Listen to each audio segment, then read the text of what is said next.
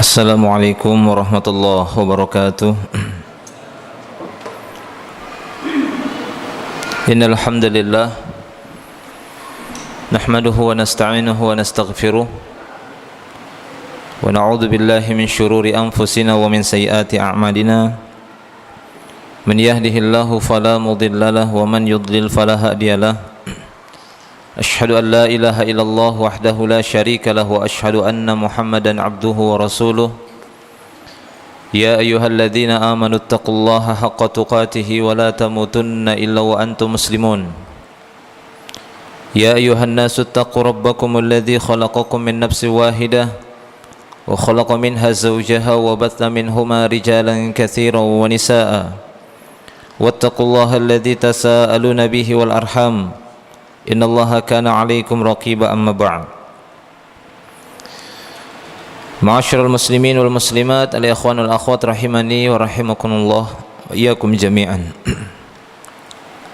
Alhamdulillah, pada malam hari ini kita dapat berjumpa kembali di majelis ilmu yang mulia ini. Akan kita lanjutkan pembahasan kita, melanjutkan dari pembahasan yang ada di kitab Muharramat Istahana bihan nas, yaitu perbuatan-perbuatan keharaman ataupun dosa-dosa yang disepelekan atau dianggap remeh oleh sebagian manusia. Terakhir telah kita sebutkan pada pertemuan yang telah lalu, yaitu mendengarkan musik-musik ataupun memainkannya ataupun mendengarkannya. Maka untuk pertemuan kali ini kita lanjutkan. Di sini disebutkan pembahasan yang berikutnya, di antara dosa-dosa besar yang banyak diremehkan oleh manusia adalah al-ghibah. Ya, al-ghibah. Sekarang kita memasuki pembahasan tentang al-ghibah.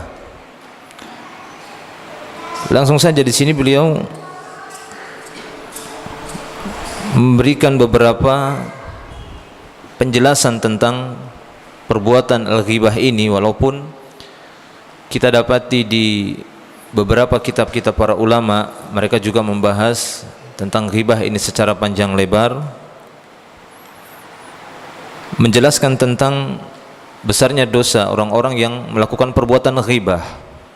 Jadi ghibah ini merupakan salah satu dosa besar di dalam Islam, dan termaksud salah satu perbuatan dosa yang banyak dilupakan dan diremehkan oleh manusia, yang mana kita harus mengakui bahwasanya setiap muslim harus berusaha semaksimalnya untuk menjauhkan dirinya dari perbuatan-perbuatan ghibah, hal-hal yang bisa menyeretnya kepada perbuatan ghibah.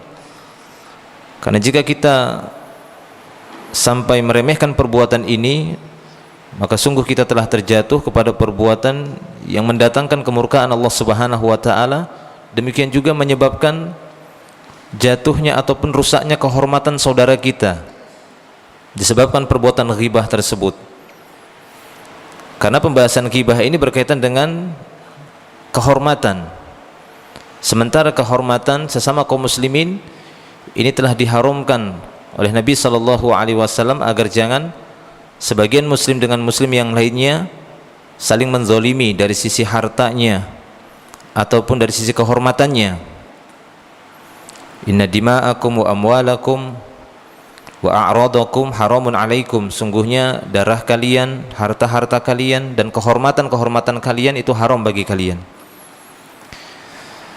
Nah, di sini Syekh menyebutkan bahwasanya sarat fakihatu katsirin minal majalis ghibatal muslimin wal wuluhu fi a'radihim. Kata beliau bahwasanya majelis-majelis yang ada saat ini sering sekali disuguhkan dengan hidangan-hidangan ghibah. Jadi kata beliau, majelis-majelis banyak sekali disuguhkan ataupun dihidangkan dengan melakukan pergunjingan di dalam majelis itu, ghibatul muslimin wal wuluhu fi a'radihim, ataupun menjilati kehormatan mereka. Jadi beliau di sini mengkritik bahwasanya fakihatu katsirin minal majalis, ya maksudnya hidangan-hidangan di majelis sekarang banyak sekali hidangannya itu ya secara hakiki adalah makanan, akan tetapi di sana akan disebutkan bagaimana orang yang berbuat ghibah itu sama seperti memakan daging saudaranya sendiri dalam keadaan bangkai. Sehingga di sini beliau mengatakan bahwasanya majelis-majelis sekarang ini banyak sekali disuguhkan dengan hidangan-hidangan pergunjingan, ghibatul muslimin, menggunjing kaum muslimin, ya, menjilat kehormatan mereka, merusak, mengotori kehormatan mereka. Wa huwa amrun qad nahallahu anhu wa nafaru ibadahu minhu wa matsalahu bi suratin karihatin tataqazzazu minhal nufus.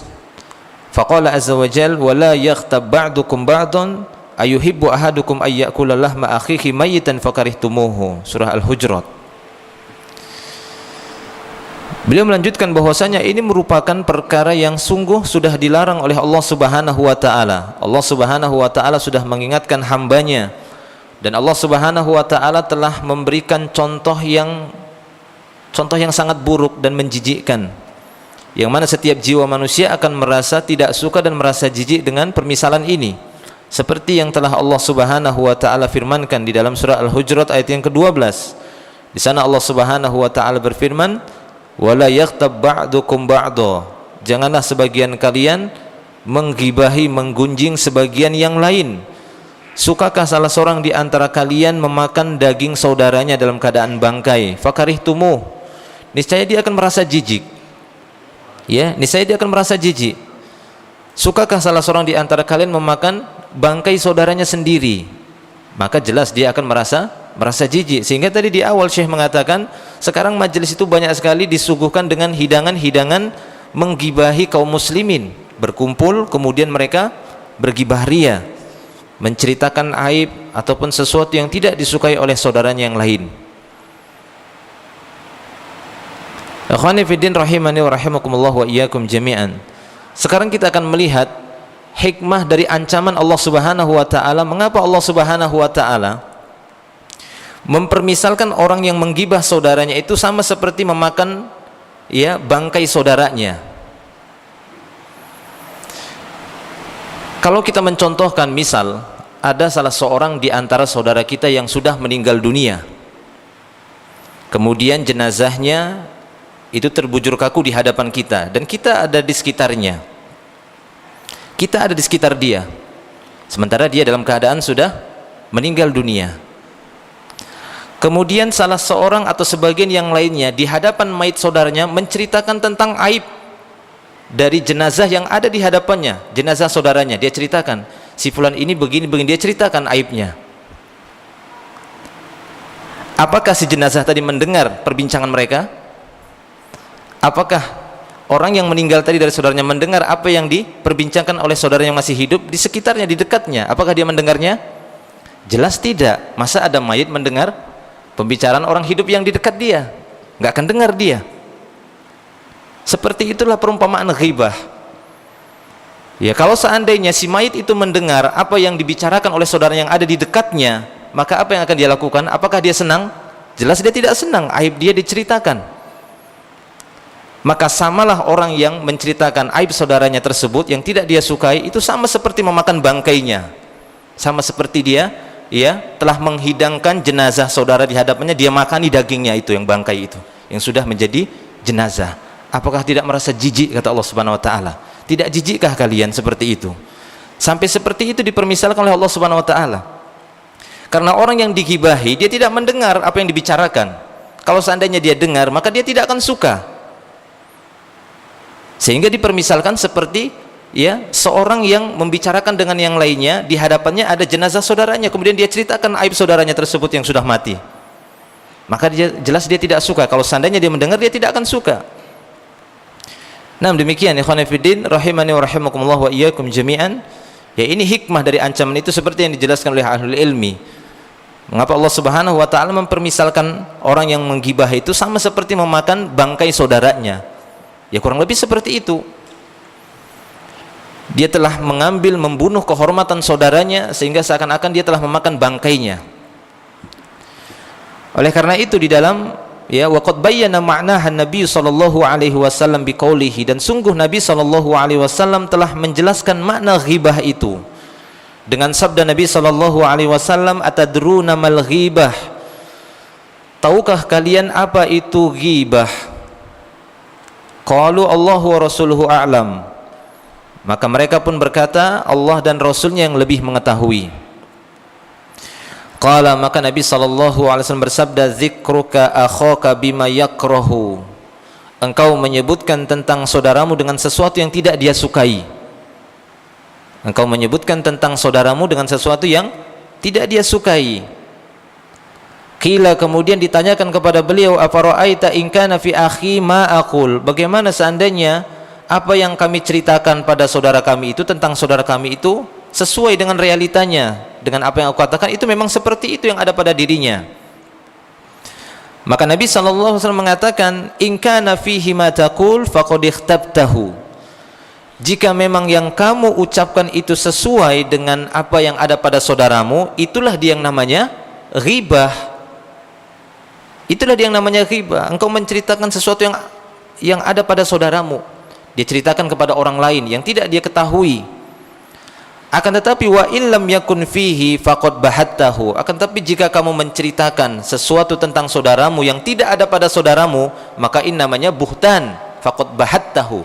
Maksudnya engkau telah berdusta, menyebutkan tentang dia begini padahal tidak demikian, ya ini dusta namanya. Tapi kalau benar, ya itulah dia ghibah.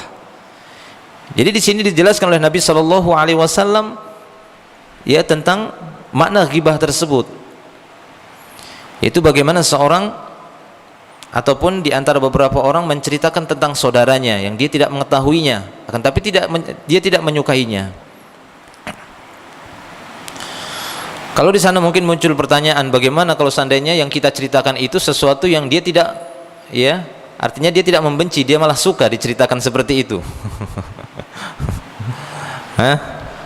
Bagaimana ini? Ya, yang kita ceritakan itu sesuatu yang dia tidak membencinya, tapi dia senang diceritai seperti itu. Ya, seperti orang-orang yang menceritakan tentang sekarang kan lagi ini ya, tren di media televisi itu ada acara bongkar-bongkar aib. Itu malah senang kan gitu ya, dia senang diceritakan oleh orang terkenal katanya. Sekarang kan untuk terkenal itu dengan dua cara gitu ya, dengan disebarkan kebaikannya atau disebarkan keburukannya kan gitu ya, orang paling baik atau orang paling buruk. Itu terkenal, itu biasanya seperti itu. Nah, jadi itu bukan menjadi alasan untuk menghalalkan ghibah kan begitu ya. Jadi ini bukan alasan, karena yang terpenting di sini adalah berkaitan dengan a'rad, berkaitan dengan kehormatan. Ya, berkaitan dengan kehormatan, menceritakan kehormatan orang lain, menceritakan aib orang lain. Ini bukanlah termaksud perbuatan yang baik di dalam Islam, karena sesungguhnya antara muslim dengan muslim yang lain seharusnya saling menutupi. Karena sesungguhnya buahnya ataupun faedahnya aib dia nanti akan ditutupi oleh Allah Subhanahu wa taala pada hari kiamat. Seperti disebutkan dalam beberapa hadis ketika Nabi sallallahu alaihi wasallam menyebutkan, man satara musliman satarahullahu yaumal qiyamah, barang siapa yang menutupi aib seorang muslim maka Allah akan menutupi aibnya nanti pada hari kiamat. Nah, demikian ya ikhwan fillah rahimani wa rahimakumullah wa iyyakum jami'an. Sehingga dari sini juga muncul pertanyaan, bagaimana kalau seandainya menggibahi ya orang non muslim, orang kafir? Ini bagaimana? Ya, di sini memang terjadi sedikit ya perbedaan pendapat di kalangan ahlul ilmi tentang menggibahi orang-orang di luar Islam, orang-orang kafir. Kalau tadi masih menggibahi orang muslim namun di sana ada maslahat, mungkin orang muslim tersebut termasuk ahlul bid'ah ataupun ahlul maksiat yang dikhawatirkan perbuatannya itu bisa mempengaruhi orang lain, menjadikan orang lain terpengaruh dengan keburukannya, maka yang seperti ini bukan ingin menghalalkan ghibah, akan tetapi menceritakan keburukannya jelas lebih banyak maslahatnya untuk lebih memperkecil mafsadat yang ditimbulkan dari perbuatannya tersebut. Akan tetapi ini menggibahi orang kafir, karena sesungguhnya menggibahi orang kafir nanti akan disebutkan oleh beliau di sini tidak hanya berkaitan dengan menceritakan apa yang ada pada jasmaninya ataupun sifat perbuatannya, akan tetapi secara keseluruhan apa yang ada pada seorang muslim. Wallahu a'lam bishawab, sejauh yang saya dapati bahwasanya pendapat yang paling kuat dalam masalah ini, ya, orang kafir tidaklah termasuk dalam larangan ini. Karena sesungguhnya dalam ayat ataupun hadis jelas-jelas di sana Allah Taala mengatakan wala yakhtab ba'dukum ba'don. Tidak dimasukkan di sana, ya, orang-orang di luar Islam. Jadi janganlah sebagian kalian menggibahi sebagian yang lainnya. Demikian juga Rasulullah sallallahu alaihi wasallam menyebutkan dzikruka akhaka bima yakrah. Engkau menyebutkan tentang saudaramu dengan sesuatu yang tidak dia sukai. Ya, akhi yang dimaksud akhun di sini adalah akhun lil muslimin, yaitu persaudaraan di sesama kaum muslimin.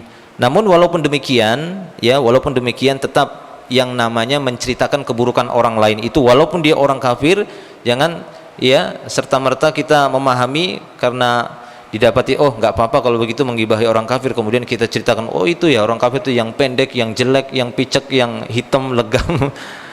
Kan tidak pantas lisannya seorang muslim itu, ya, dipenuhi dengan kata-kata yang tidak baik. Ini kan nggak pantas, kecuali memang di sana ada maslahatnya dalam rangka untuk, ya, ta'rif, untuk memberikan apa gitu, ya, identitas, maka ini tidak masalah. Nah, demikian. Akan tapi memperbanyak ucapan-ucapan buruk dengan lisan kita dengan menceritakan keburukan-keburukan orang-orang kafir, maka ini tidaklah pantas. Secara umum Allah Taala berfirman wa qulu linnasi husna, ya, wa qulu linnasi husna, dan ucapkanlah kepada manusia perkataan yang husna, perkataan yang baik. Apa faedahnya bagi seorang muslim kemudian menceritakan aib-aibnya orang kafir, kecuali memang di sana sangat diperlukan sekali kita jelaskan tentang keburukan orang kafir tersebut, ya, ahlul bid'ah tersebut, orang dolala atau orang sesat tersebut, kita ceritakan keburukannya. Maka ini lain lagi pembahasannya, karena di sana didapati satu maslahat yang besar dan untuk memperkecil mafsadatnya. Nah, demikian, wallahu a'lam bishawab. Taib. Kemudian di sini selanjutnya kata beliau mengatakan bahwasanya fal ghibah dzikruka lil muslim bima fihi mimma yakrahuhu sawa'un kana fi badanihi au dinihi au dunyahu au nafsihi au akhlaqihi au khalqatihi. Jadi yang namanya ghibah, engkau menyebutkan tentang seorang muslim dengan sesuatu yang tidak dia sukai, ya, siapapun itu, sama saja apakah yang kamu sebutkan itu tentang badannya, ya, tentang agamanya, kamu sebutkan tentang dunianya, tentang kekayaan atau tentang usahanya, ya, au nafsihi ataupun tentang dirinya, au akhlaqihi ataupun tentang akhlak-akhlak perbuatannya, ya, au khalqatihi ataupun tentang, ya, kepribadiannya ataupun semisalnya. Jadi sama saja menggibahi seorang muslim, antara muslim dengan muslim yang lainnya itu tidak boleh saling menggibahi, menggunjing satu dan yang lainnya. Apakah itu yang berkaitan dengan badannya, ya, berkaitan dengan badannya misalnya apa, ya, dengan kondisi badannya, ya, postur ataupun fisiknya, berkaitan dengan aib-aibnya, ini tidak boleh seorang itu mencelaknya. Nah, demikian. Yang mana ini pernah terjadi, ya, kepada Aisyah radhiyallahu anha, seperti yang disebutkan dalam satu riwayat bahwasanya Aisyah radhiyallahu anha menceritakan dia berkata di hadapan Nabi sallallahu alaihi wasallam, yaitu mengkritik ataupun menceritakan tentang Sofiyah, ya, binti Huyai, Sofiyah, istri Nabi sallallahu alaihi wasallam yang lainnya. Aisyah radhiyallahu anha berkata kepada Nabi sallallahu alaihi wasallam, ya, hasbuka min Sofiyah fa innaha kadza wa kadza, ya, ini qasirah. Qasirah itu maksudnya agak pendek. Ya, cukuplah Sofiyah itu bagimu, dia kan begini. Jadi dikomentar sama Aisyah radhiyallahu anha, dia itu pendek begini. Maka apa kata Nabi sallallahu alaihi wasallam? Faqala Nabi sallallahu alaihi wasallam laqad qulti kalimatan law mazajat bima'il bahr lamazajathu. Ya, hadis ini sahih, dikeluarkan oleh Imam Abu Daud, At-Tirmidzi, demikian juga Imam At-Tahawi, dan disebutkan oleh Syekh Al-Albani, ya, di dalam kitabnya Ghayatul Maram. Maka ketika Nabi sallallahu alaihi wasallam mendapati Aisyah radhiyallahu anha mengatakan demikian, yaitu menyebutkan tentang, ya, Sofiyah, itu bahwasanya dia itu pendek, cukuplah Sofiyah itu bagimu innaha qasirah, kan gitu, ya, kada wa kada. Yang dimaksud oleh para ulama di sini Sofiyah itu kan pendek begini. Dia ceritakan tentang fisiknya istri Nabi SAW yang lainnya. Maka Nabi SAW pun berkata kepadanya, ya sungguh engkau telah mengucapkan satu kalimat, kalau seandainya kalimat itu dicampurkan ke dalam lautan, dalam air laut, niscaya akan terkotori air lautan itu. Ya, akan terkotori. Karena menggibah itu sama seperti makan bangkai, kan gitu ya, bau busuk. Jadi kalau seandainya kalimatmu tersebut dimasukkan ke dalam air lautan, dicampurkan ke dalam air lautan, maka akan mengotori air lautan. Subhanallah. Bahkan di masa Nabi SAW, satu saat pernah diceritakan oleh Jabir radhiyallahu anhu bagaimana akibat perbuatan ghibahnya orang-orang munafik. Orang munafik dulu di masa Nabi SAW yang paling suka menggibahi orang-orang Muslim pada saat itu. Suka sekali mereka mencibir, ya, menceritakan dan menghina para sahabat-sahabat Rasulullah SAW, sampai-sampai perbuatan ghibah mereka itu tercium baunya di bawah angin, bau bangkai. Sampai seperti itu. Ya, seperti yang diceritakan oleh Jabir radhiyallahu anhu. Dia mengatakan bahwasanya kunna 'inda Nabi sallallahu alaihi wasallam. Dahulu kami pernah di sisi Nabi sallallahu alaihi wasallam. Fahabbat rihun muntinah, tiba-tiba berhembuslah angin yang bau busuk. Berhembus angin bau busuk. Faqala Rasul, maka Rasulullah sallallahu alaihi wasallam pun berkata pada saat itu, atadruna ma hadhir rih? Tahukah kalian ini angin apa? Ini bukan angin bukan angin. Bukan buang angin. Masa buang angin sampai seperti itu gitu ya, semua orang tercium. Maka Rasulullah SAW mengatakan, atadruna ma hadhir rih? Tahukah kalian ini angin apa? Hadhihi rihun, ya, hadhihi rihun alladzina yakhtabuna almu'minuna. Ya, ini merupakan, ya, rih artinya ya angin dari perbuatan orang-orang yang menghibah orang-orang beriman. Ya, jadi pada saat itu orang-orang beriman dighibahi. Ya, ini merupakan anginnya dari perbuatan mereka, sampai-sampai berbau busuk. Dalam riwayat yang lain disebutkan, ya, dalam riwayat yang lain disebutkan, hajat rihun muntinah ala ahdi Rasulullah sallallahu alaihi wasallam. Di masa Rasulullah sallallahu alaihi wasallam satu saat pernah angin yang berbau busuk itu berhembus. Faqala Rasulullah sallallahu alaihi wasallam, maka Rasulullah sallallahu alaihi wasallam pun bersabda, inna nasan minal munafiqin ikhtabu unasan minal muslimin fabu'ithat hadhir rih lidzalika. Sesungguhnya orang-orang dari kalangan munafik telah menggibahi sebagian orang-orang dari kalangan muslimin. Inilah anginnya, ya, dihembuskan, diutus ini. Ini anginnya. Sampai berbau busuk akibat perbuatan ghibah orang-orang munafik yang menggibahi, ya, menggunjing orang-orang muslim. Subhanallah. Jadi sampai-sampai Allah Subhanahu wa taala memperlihatkan akibat perbuatan mereka. Walaupun tidak semua perbuatan dosa, kan gitu ya. Kalau seandainya setiap perbuatan dosa itu menimbulkan bau busuk seperti ini, nggak akan ada satu orang pun yang sanggup hidup di muka bumi ini. Iya. Iya kan? Sama seperti perkataan Malik bin Dinar. Ya, Malik bin Dinar kan berkata demikian, laukanan nas yashummuna rawaihal ma'asi kama ashummuha mastata'a ayyujalisani ahadun min nitni rihi, ya, atau kama qala. Jadi kurang lebih seperti itu beliau mengatakan, kalau seandainya manusia itu mampu mencium bagaimana baunya perbuatan kemaksiatan seperti kita bisa mencium bau, niscaya tidak ada seorang pun yang mau duduk dekatku karena baunya mungkin kesalahanku.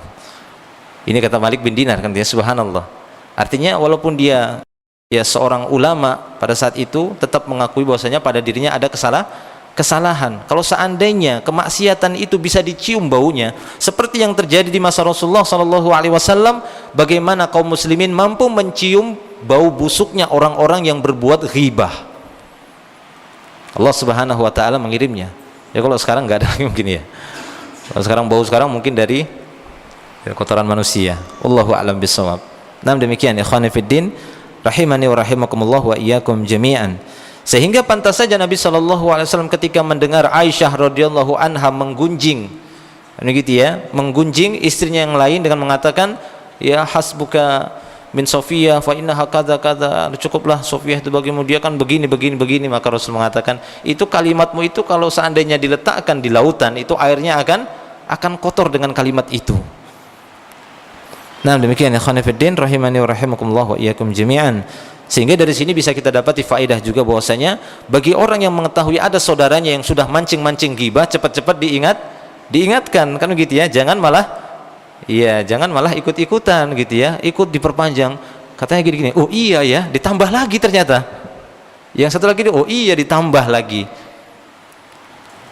Ya kan, tapi cepat untuk untuk cepat ditepis, kemudian dialihkan, kemudian diingatkan. Demikian dilakukan oleh Rasulullah walaupun sampai kepada istri beliau, bahkan kepada ya orang-orang yang hadir di majelis beliau. Karena satu saat beliau pernah mencari seseorang, beliau pernah mencari ya Malik ibnul salah seorang sahabat bernama Malik.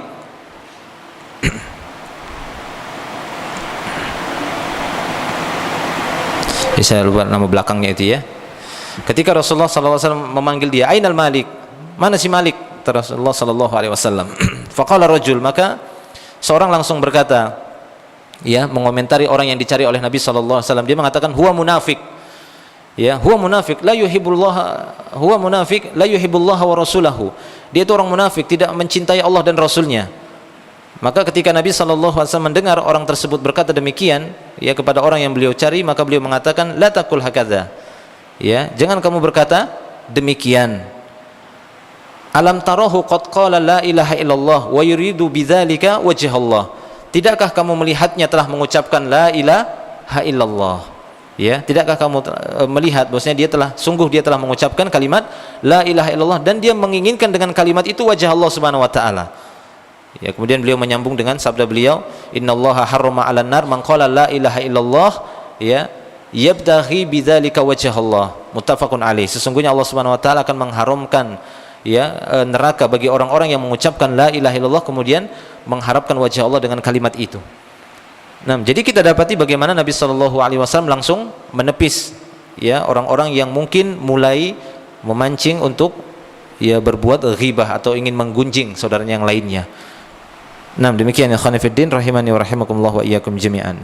Ya, sehingga di sini kata beliau bahwasanya menggibahi itu ya berbuat ghibah tersebut itu sama saja hukumnya apakah menceritakan tentang badannya. Kan gitu ya, tentang badannya, audinihi ataupun tentang agamanya. Dia menceritakan tentang agamanya. Oh, si fulan itu ya begini tentang agamanya. Ya, ini tidak boleh. Kalau memang dia mau ya langsung nasihati kan gitu ya. Datangi kemudian nasihati. Au duniyahu ataupun menggunjingnya tentang dunianya, tentang usahanya mungkin. Nah, ini dia, tentang usaha. Ini mungkin yang paling banyak tentang usahanya. Ya. Kamu beli dari mana? Oh, beli itu. Itu disebutkan. Kecuali memang orang tersebut dikenal orang yang suka menipu di dalam muamalahnya, makanya tidak masalah. Dalam rangka untuk menyelamatkan saudara kita. Kan gitu ya. Oh, jangan sama dia. Berdasarkan pengalaman dan informasi itu berapa orang yang sudah ditipu sama dia. Nah, ini lain lagi ceritanya. Kan begitu ya, sama seperti mungkin satu instansi yang bergerak di bidang ya mendata orang-orang yang berbuat kejahatan atau kriminal, ya secara otomatis mereka akan menyampaikan informasi-informasi tentang orang-orang jahat kan begitu ya, karena itu mereka dapati.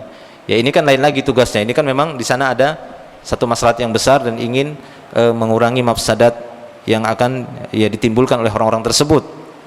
Ya, akan tetapi banyak kita dapati seperti itu dalam perkara dunia ataupun usaha. Ya, sebagian kemudian menggunjing sebagian yang lainnya, menjatuhkan ya usaha saudara yang lainnya. Ini jangan sampai seperti ini. Karena sungguhnya ya hal-hal yang seperti ini justru akan menimbulkan bahaya dan akhirnya melakukan perbuatan tersebut tanpa dia sadari itu adalah perbuatan dosa besar. Au nafsihi ataupun tentang jiwanya, au akhlaqihi ataupun tentang akhlaknya.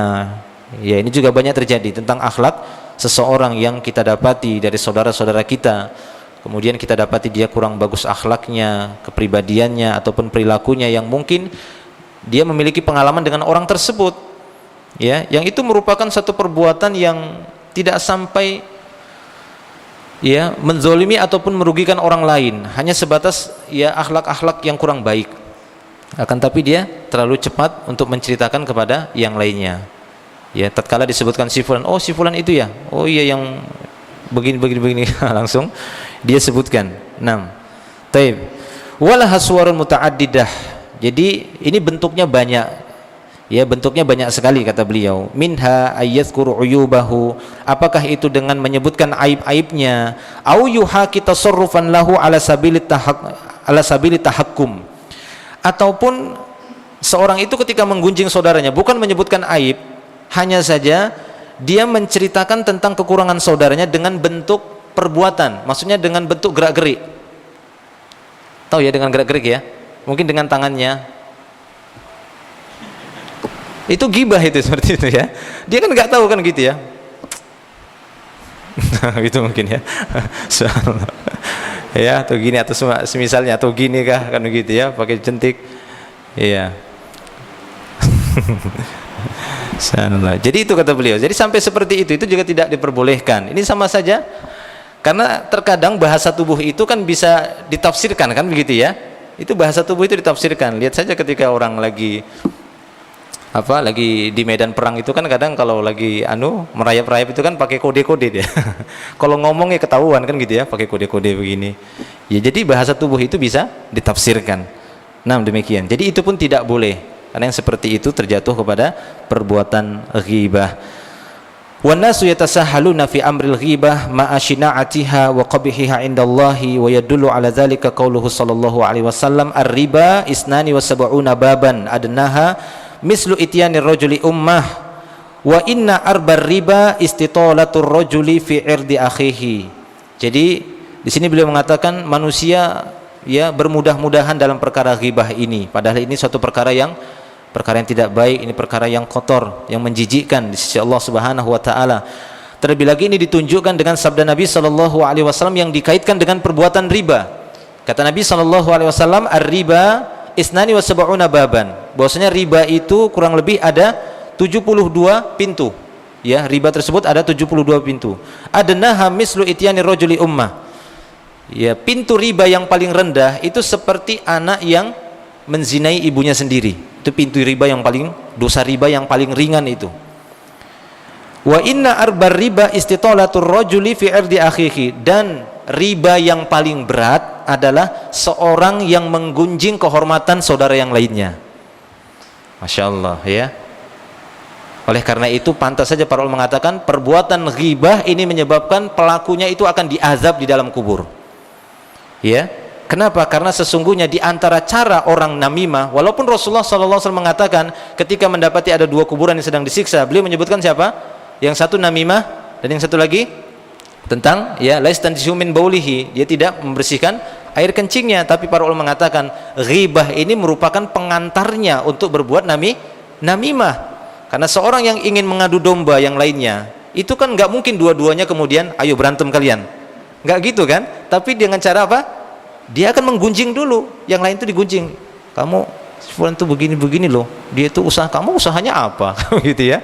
Dia itu bisa, akhirnya dia marah dan terjadilah pertengkaran. Maka ghibah juga, apalagi ya Ibnu Hajar Al-Asqalani di dalam Fathul Bari, beliau mensahihkan sanad hadis yang menyebutkan Rasulullah ketika melewati dua kuburan, di sana disebutkan beliau tidak menyebutkan namimah tapi menyebutkan al-ghibah wal baul.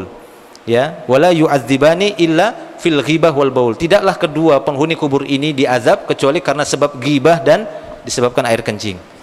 Nah, demikian ya ikhwan fillah rahimani wa rahimakumullah wa iyyakum jami'an. Jadi ini juga merupakan riba yang paling berat, yaitu menggunjing saudaranya. Sehingga kata beliau di sini, yajibu ala man kana hadiran minal majlis ayyanha 'anil munkar wa yudafi an akhihil mughtab wa qad raghaba fi dzalika an-nabi sallallahu alaihi wasallam biqaulihi man radda an irdi akhihi raddallahu an wajhihi nar yaumal qiyamah, rawahu Ahmad wa huwa fi sahihil jami'. Kewajiban bagi siapa saja yang hadir di majlis di dalamnya terdapat orang-orang yang melakukan perbuatan ghibah, hendaklah dia melakukan amar ma'ruf nahi munkar, cegahlah mereka dari perbuatan munkar, selamatkan kehormatan saudaranya, karena sesungguhnya Nabi SAW telah bersabda, barang siapa yang menolak ghibah orang lain dalam rangka untuk menyelamatkan kehormatan saudaranya, Allah akan menyelamatkan wajahnya nanti pada hari kiamat dari api neraka. Ya, ini keutamaan bagi orang-orang yang menyelamatkan kehormatan saudaranya. Allahu a'lam bishawab. Ini mungkin yang bisa kita sampaikan. Sudah habis waktunya ya? Sudah dikasih kode tadi. Mungkin antum banyak pertanyaan ya. Subhanallah. Ya, mungkin kita cukupkan dulu sampai di sini. Kalau ada yang bertanya nanti mungkin di luar majelis saja insyaallah. Ini saja ya, semoga Allah Subhanahu wa taala melindungi kita dari perbuatan dosa besar ini.